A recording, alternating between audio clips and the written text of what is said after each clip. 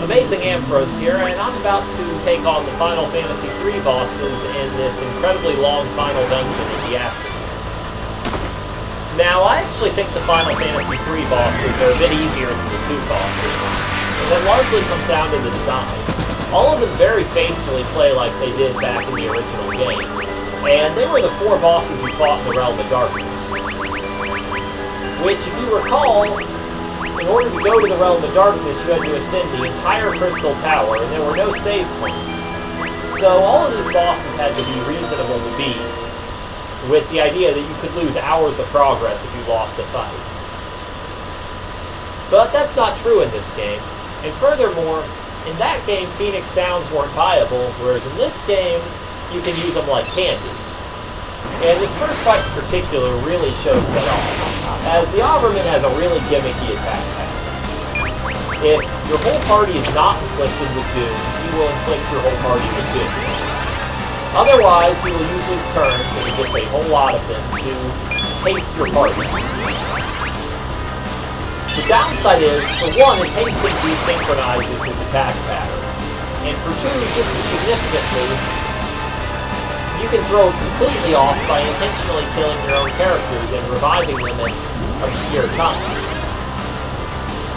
There's really no reason to slow him even, as all that does is reduce the number of haste you're going to get in each Doom cycle.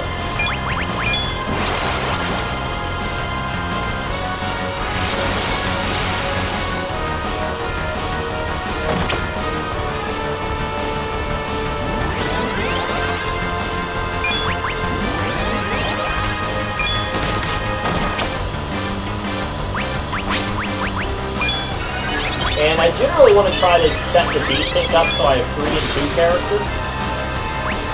You know, I'm alternating between 3 characters who are under Doom and only 2. Since Edge died first, it looks like it's going to be Edge and 4 until you're alive. They'll get doomed, and then I'll bring everyone back.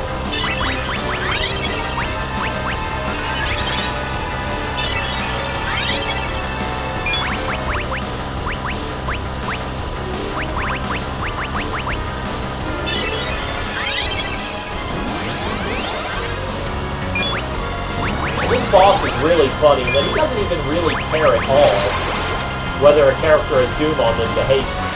As you see, he just freely hasted Rydia, even though he has no impending death coming at all.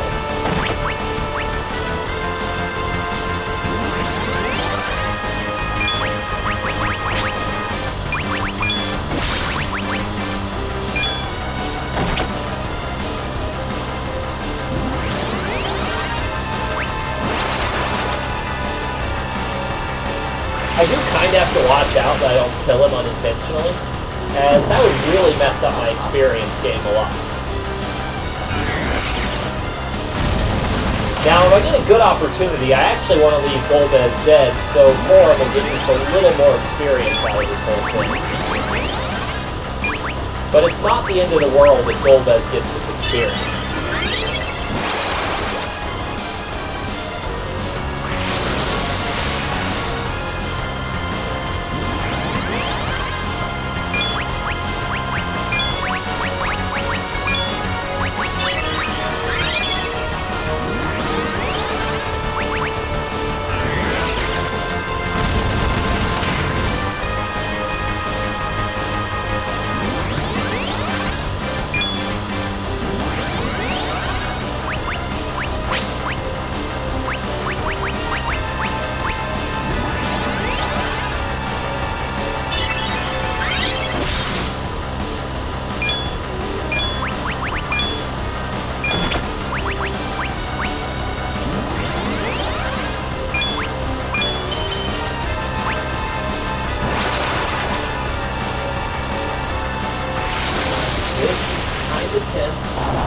There we go.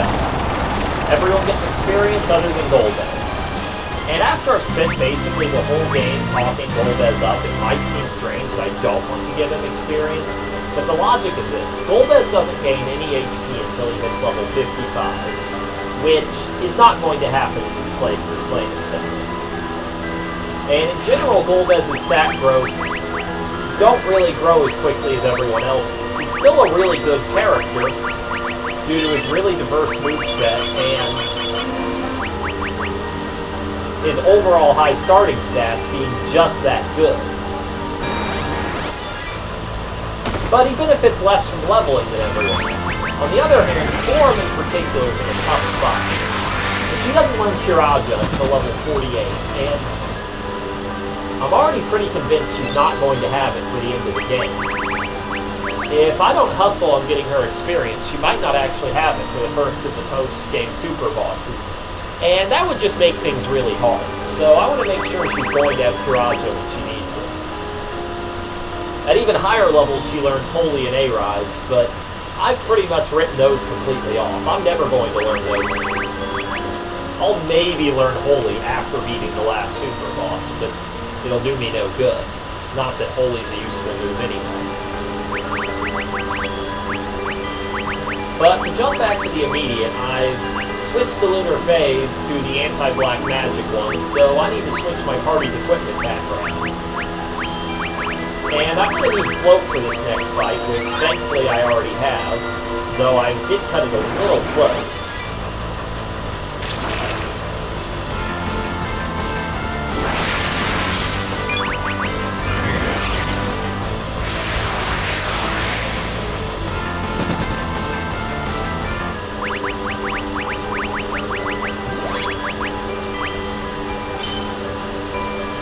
And then I'm going to fight the Echidna, which I think is actually the easiest boss on this board, because it only has a couple things it's allowed to do. It can physically attack, it can quake, it can flare, it can attempt to use death, but it never hits. With Float Up, Quake never hits. With this Lunar Phase, flare is decently unlikely to kill. And from here I can pretty much just finish it off. So I'm going to show off just how good the Mason move really is right now.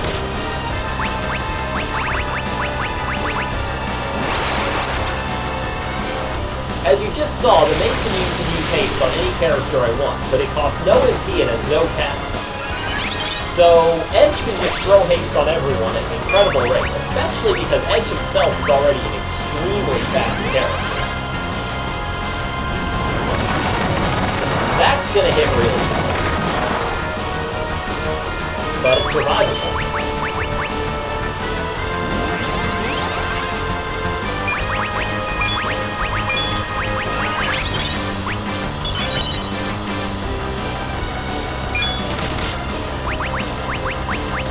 You probably noticed Golbez is falling a bit behind on the damage output.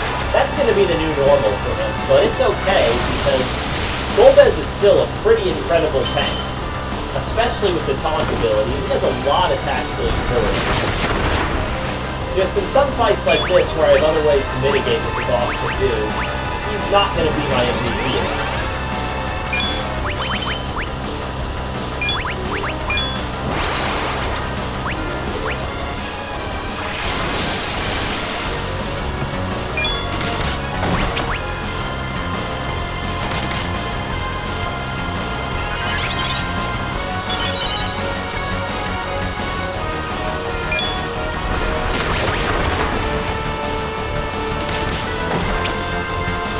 And I'm going to have to focus a lot more too from this point on, because if I full party under haste, I get turned really, really fast.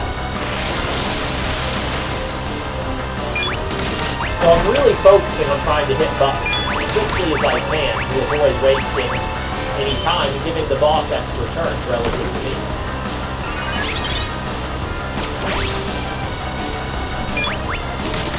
And I'm not going to be berserking Edge too, because if you recall my equipment, Edge currently has a ribbon equipped, which does actually make him immune to berserk.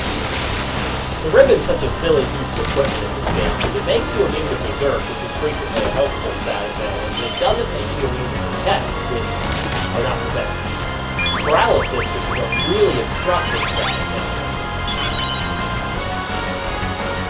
But I don't have to get it, I just have to beat it.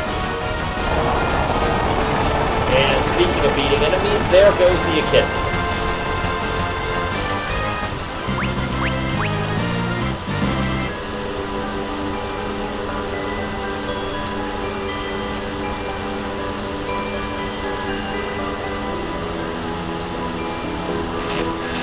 And the Perseus bow and arrow that the Echidna drops is actually a pretty awesome set of equipment for any bow user. They're by far the most powerful bow and arrow in the game, and right now especially, they would really make a good bow user like Theodore perform well. But my party doesn't have any good bow users, so I'm not going to get to show them all. And the two bosses I have left have the gimmick of attacking multiple times a turn, either using physical attacks or black magic. The black magic's a lot more dangerous, so I'm going to stick with the Waxing Moon Lunar phase, which means I'm going to be doing some quad pimping. It's a little tedious, but overall it's really worth it.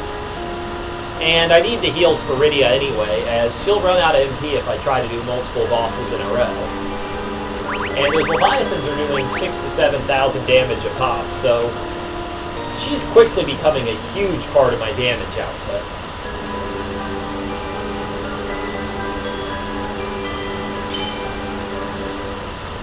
And here we have Cerberus, who is the one who attacks 3 times, opposed to Twin-Head Dragon, which only attacks twice. But despite that, this guy's actually the easier one, because he has a lot less health. And overall, his spells just don't hit that hard. He always spreads them out, which does him no favors. But I'm going to start off by throwing that box of wine at Kane, just to make sure that I'm going to get a ton of damage out of Kane. Of course, every character other than Rydia resists every element, so that makes life even harder on this boss.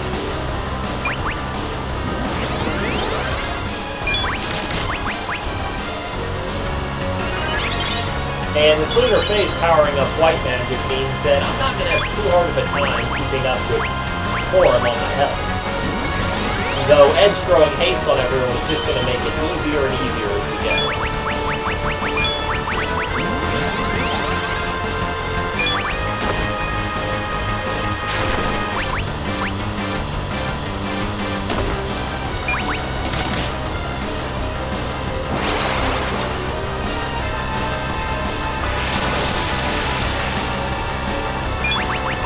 And this is actually a pretty long fight.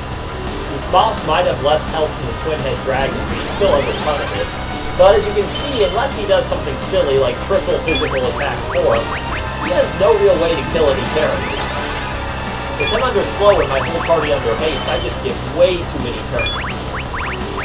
And I can actually make even the remote kill possibilities go away by beginning to throw blink at them.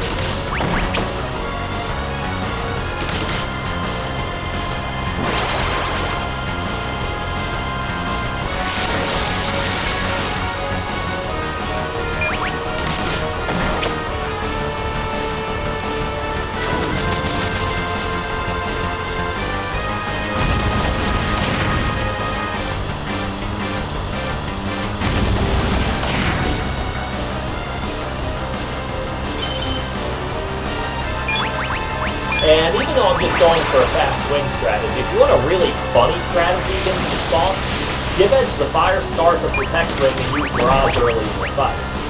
Because this is another one of those bosses that Edge can very easily make himself completely immune to. Granted, the boss actually could hit Edge if it chose to do 3 physical attacks in a row, but as you've probably seen from his attack pattern, the odds of that are infinitesimal.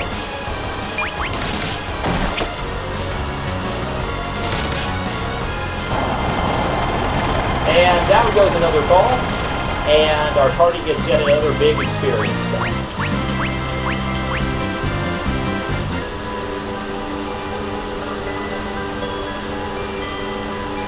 Unfortunately, he drops the Thor's Hammer, which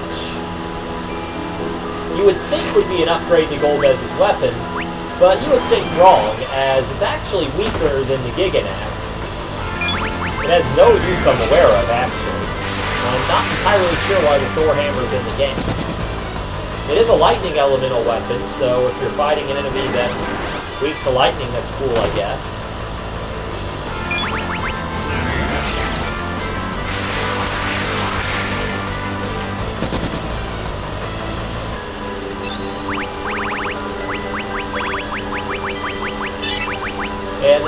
death caused Forum to use her float, but that doesn't really matter because it's not like the Twin-Head Dragon uses Quake anyway.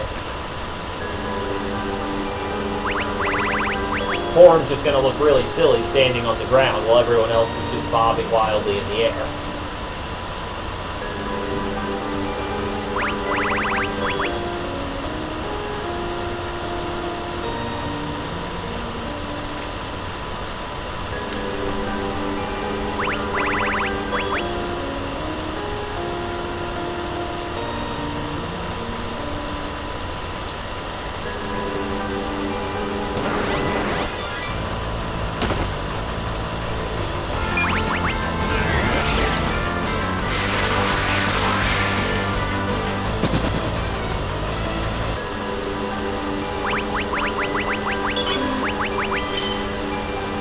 Now, old Twin-Head here is actually the most difficult of these bosses.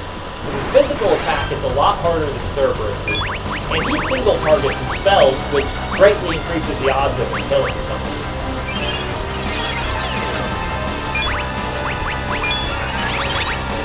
But luckily our party's really overpowered at this point, so there's not a terrible lot he's going to be able to do anyway. You know, I said everyone resist every element, but Edge definitely does not resist every element.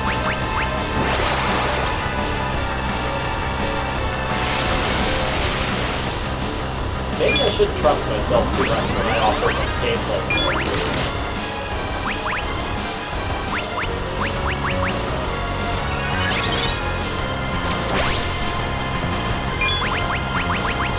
And throwing that Berserk is a bit of a risk because it throws me out of my healing cycle, but Kane just hits so hard under Berserk that I can't resist.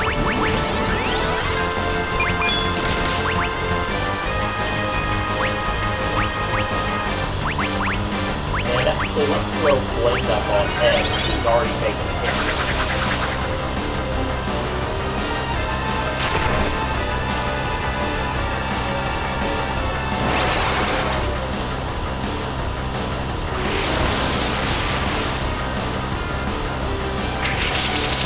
The boss also likes to counterattack with Constrict, which basically always hits, and it paralyzes the character again, which is really obnoxious and forces me to waste turns on Asumi. In particular, I really do not think that Rydia being paralyzed is okay. So I really hope he doesn't paralyze Kane, as that would force me to cure Berserk, and that would just be horrible. WoW is using that counter a lot, but at least he's just targeting Golbez over and over instead of actually hitting different characters.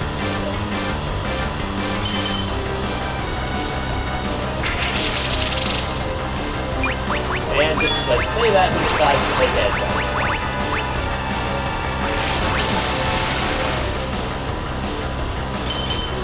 I'm operating under the assumption it's going to wear off on Golbez before long, so that's why I'm prioritizing clearing it on Edge. It's just got clipped.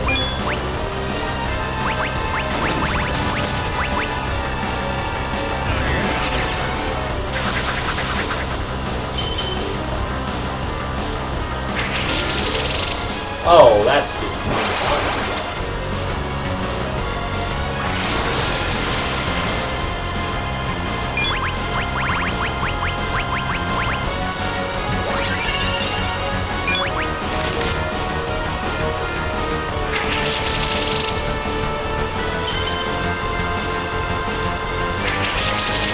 Well, this boss is proving to be a really big jerk, but hopefully it won't matter too much.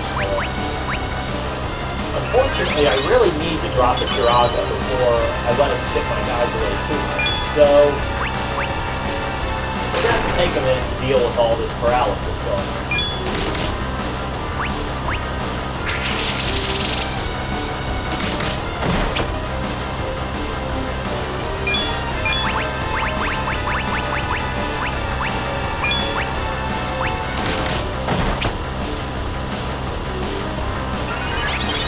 There's Rydia back. And I'm just going to leave Kane alone, because whenever it wears off on its own on Kane, he'll still be Berserk. There we go. Berserk Pain ready to do a truckload of damage.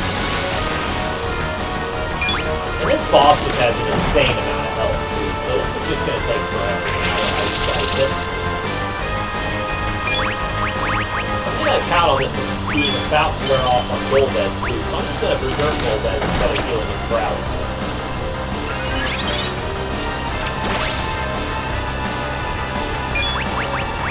Or it could miss, that's cool, too.